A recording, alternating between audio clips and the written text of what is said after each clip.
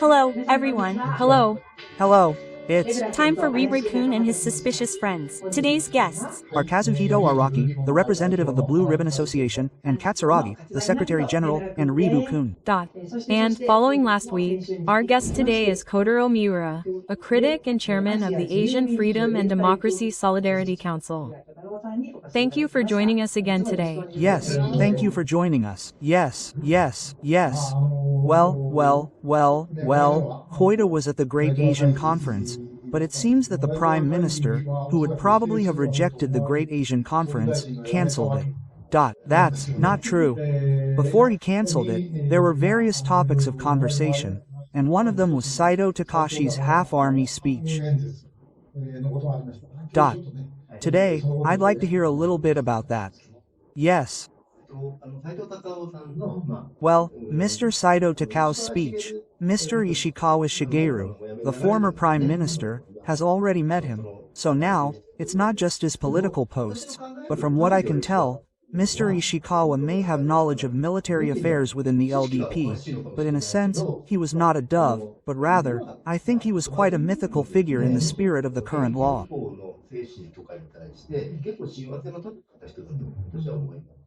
That's fine. It's an ideology.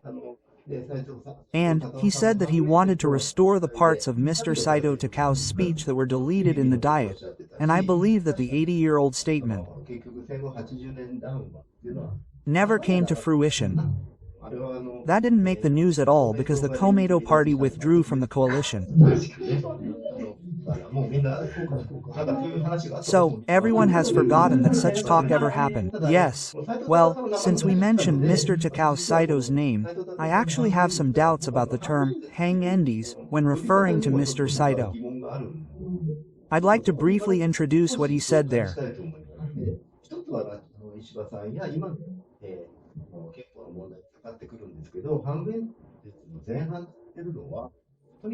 One is that it relates to the constitutional issue that Mr. Ishii and I are discussing. In the first half of the hang endies theory, he says that the current Japanese government, the so-called party, is a new order. At that time, the Sino-Japanese war was going on.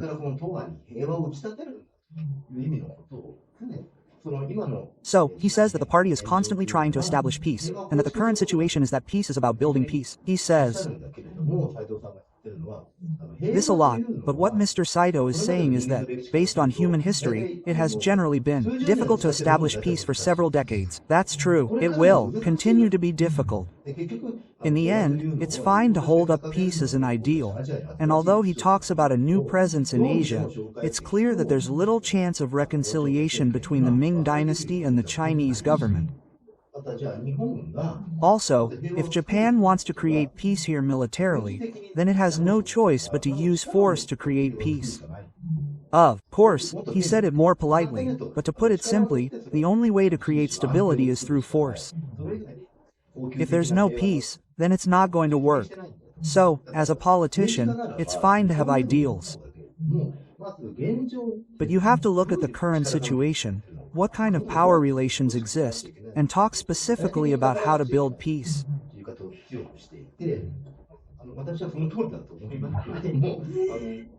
I think that's right, but if you're going to revive this wonderful speech in Parliament, then you should replace the current constitution with this one. Really? I think so. Well, let me just say that I don't want people to think that I'm just making this up on my own, so let me read the relevant passage carefully. For example, in the case of healing, politicians who are responsible for the fate of the nation should not be bound by ideals, but should carry out national policies in accordance with the reality of national competition, otherwise they will be sacrificing the future of the nation. In the end, even in this era, there is no room for pacifism or peace movements. Religion is no match for Morse, and politicians from all countries open their mouths and call for world peace, and no one can directly oppose pacifism. However, it is quite difficult to actually achieve world peace. In the end, our country won the war against China. In that war, too, peace in the East was advocated. When we next fought against Russia, peace in the East was advocated as well.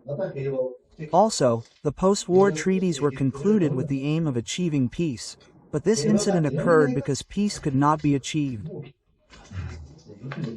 In short, he said that peace cannot be achieved, and that it can only be achieved by maintaining a balance of power, and that for that purpose, Mr. Saito strongly stated that we must use the military properly.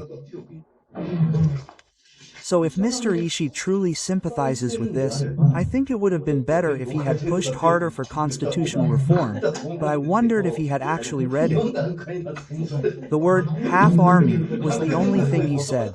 Furthermore, recently, there have been quite a few people who say that there are 4 stages. So, of course, there are people who disagree with the speeches on this site, but he strongly states that the current actions of the military are questionable, and that the war is progressing rapidly without a clear war objective. Yes, but that's more of a criticism of the government. And this might sound prophetic, but the name of the dynasty says that Japan will support them, but the dynasty doesn't have military power, so how can they create peace? They're very forceful in their statements, and they ignore the real situation in China. I know I said this on the last program, so it's hard to say, but they're talking.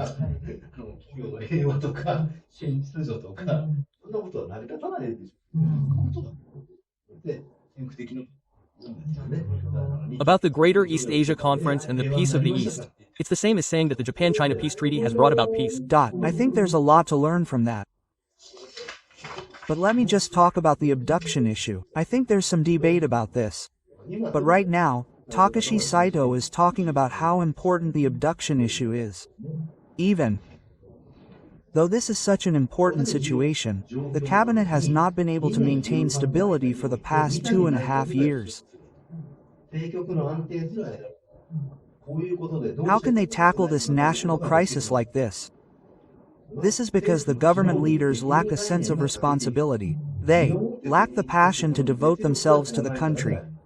Despite being arrogant enough to bear the name of the founder, he has forgotten the great cause of the Constitution, ignored the coordination of national opinion, lacked a national base, and had no experience in national politics. Furthermore, he has assembled a weak cabinet by gathering people who are not qualified for the job.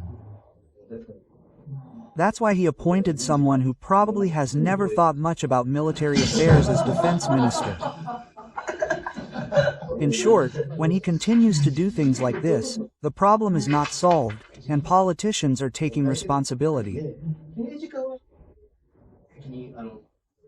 They should just do their jobs, but the soldiers on the front lines are all dying. He is asking whether the government is really serious about addressing these sacrifices. This is a bit difficult to say, but it is a problem that directly affects the abduction issue. The first thing he is strongly stating here is, when they talk about resolving the issue, what kind of solution is it? Yes. Is making peace the solution?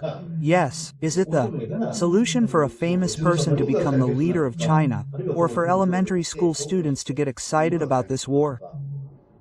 Well, there's no clear solution to that. In any case, the synergy problem will be resolved, and new participation will occur in Asia. China will become peaceful. And Japan and China will have a very peaceful relationship.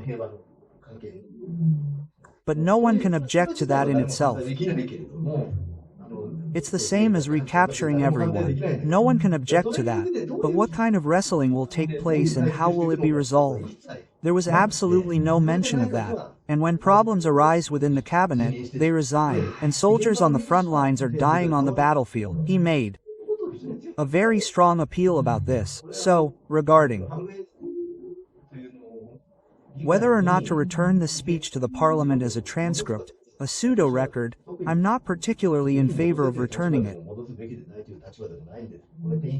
Since you can read everything on the internet, I think it's too late now. But it's not just this scandal. When you think about Japanese politics over the past few years, no. One can laugh at what Saito Takao did. I don't think it's the time to be happy about it. Well, in a sense, this kind of political situation is still, well, I think, so there's no need to belittle the Japan of the past, and it's true that it fulfilled its historical framework, but the military and politicians of that time were all doing their best, but they were also doing quite contradictory politics. And, as Mr. Araki's specialty, when you think about it now, there were some heartbreaking conflicts between military personnel.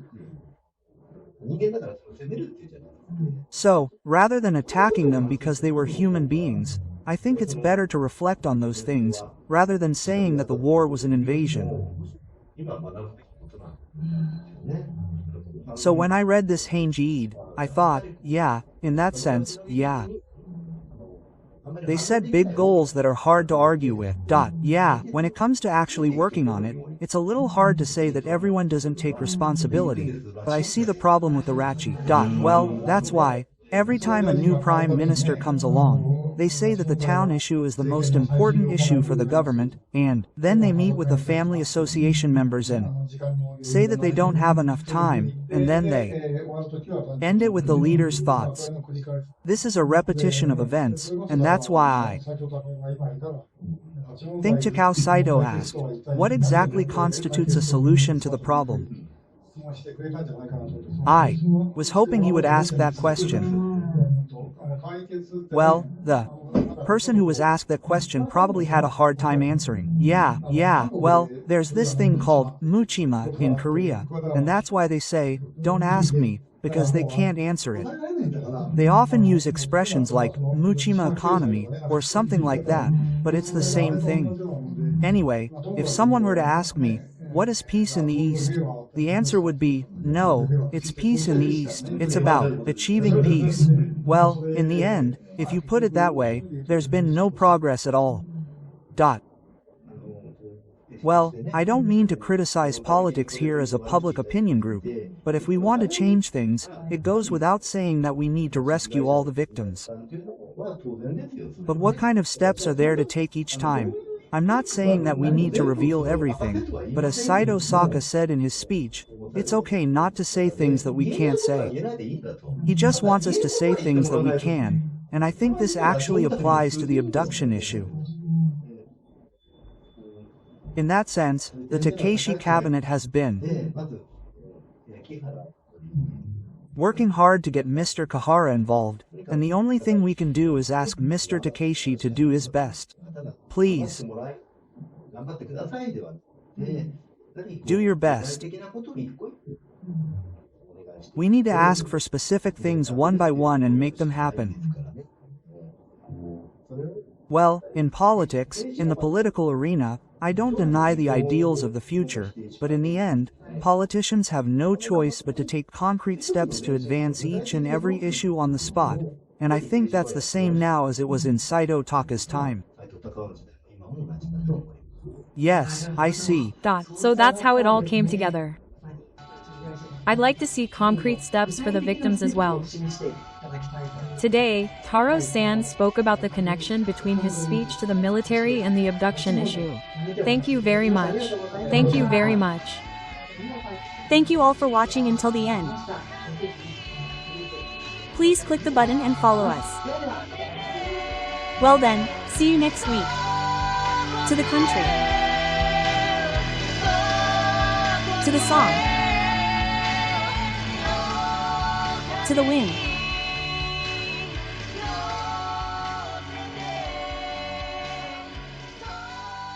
To me.